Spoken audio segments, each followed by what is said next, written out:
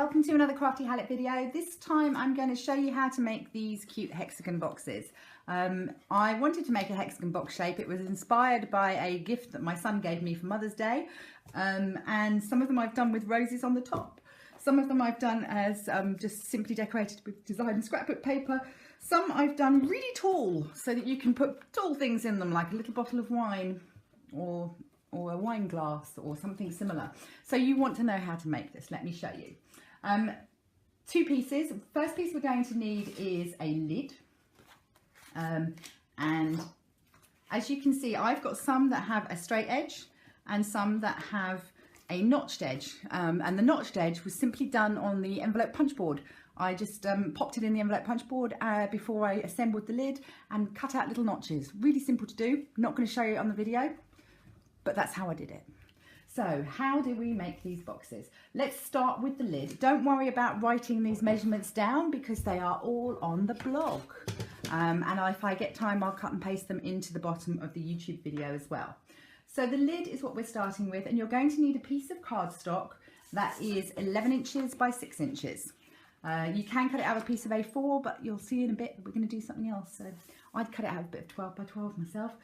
With the long edge at the top, you are going to use your small ball and score at 1 3/4, and then you're going to score at 3 1/2, and then you're going to score at 5 1/4, and again at 7, and that's a reference for anyone who watches Strictly Come Dancing, and then at 8 3/4. And then again at 10 1/2.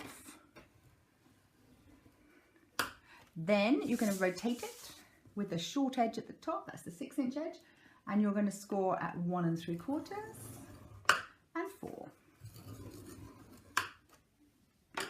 Now, the piece where the 4 to the 6 is, the bit that's 2 inches long, that's the base. And it's all about the base. Oh, God, another song reference. I'm on fire this evening. So first things first, we're going to need to make a tab because that helps us with identifying where the base is, because it's all about the base. So you just trim off the bottom piece and trim off this top piece, and that will create our tab. And then we're going to use a little bit of sticky strip because boxes seem to go to better with sticky strip. And just put a piece here on the tab. You can use glue if you want to, and you're happy to sit around and wait for it to dry. I'm not, terribly impatient me.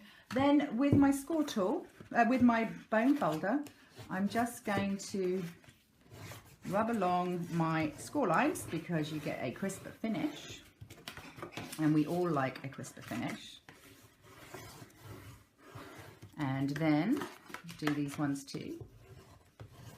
Now, don't get too upset about whether they're mountain or valleys. Just score it.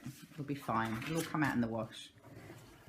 But if you don't score them, if you don't sort of run your bone folder along the score lines, they don't tend to work as well. So you do need to do a little bit of this. Paper's gone wonky. Let's put that back straight. Okay, so I know that the 2-inch bit, i.e. the taller bit, is my base, and these bits are the inside bit of the lid. So on my inside bit of the lid, on the opposite side from where I stuck my bit of sticky strip, so flip it over, I'm going to put a strip all the way along here because that makes life easier. And then on this side, which is the side that has got that, on the second bit, I'm going to put a piece of sticky strip.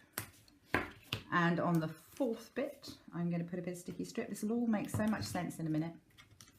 And then on the 6th bit, I'm going to put a bit of sticky strip. So that's me sticky stripped out. And now comes the fun bit. You're going to cut up each of these sections to the score line.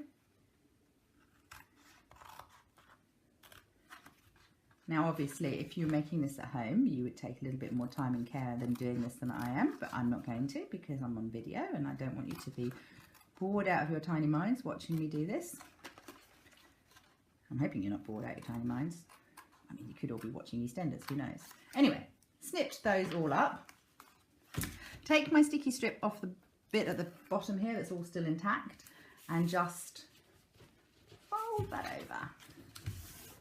And this will make a nice lip or edge for our hexagon shaped box. And then I'm going to take the sticky strip off the tab. This is the tab bit.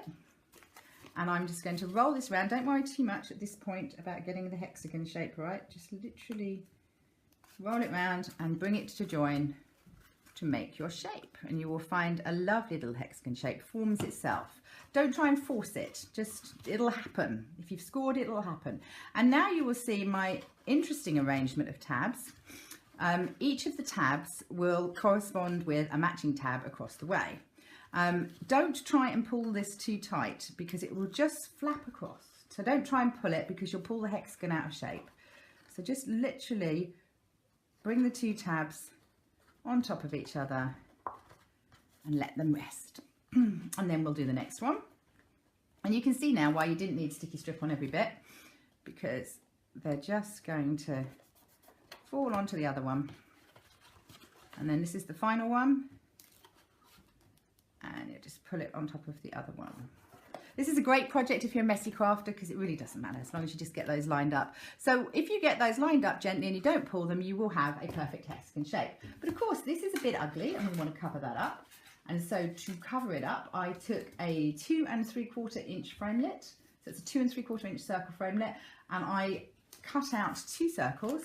And then using a bit of glue, I'm going to stick 1 circle to the top of the lid.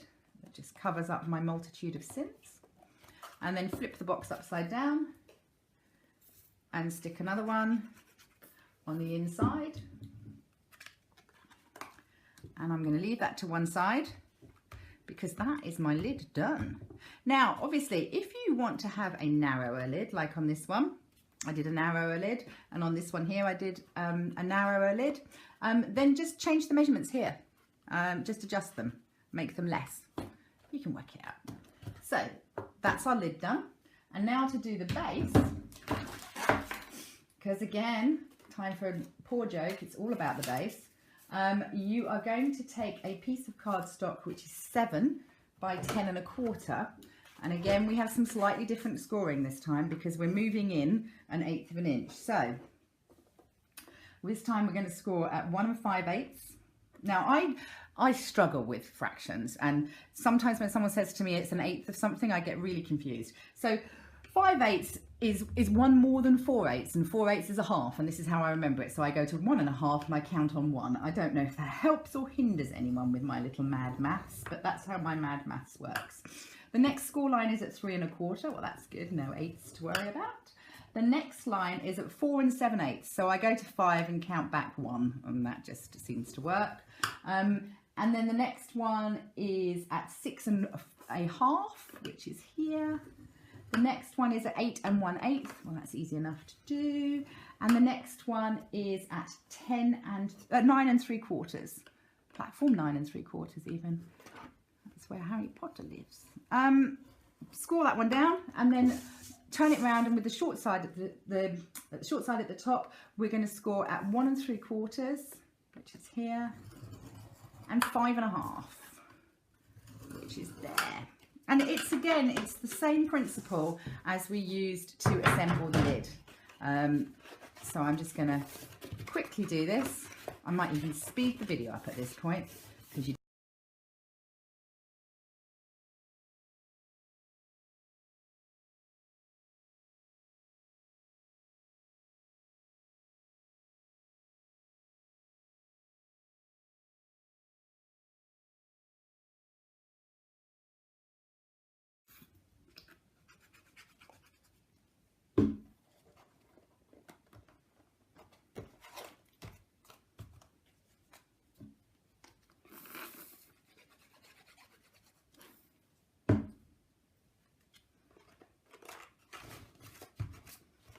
So there we go, one quickly assembled base and one lid that now fits perfectly on the base, and that's your hexagon box.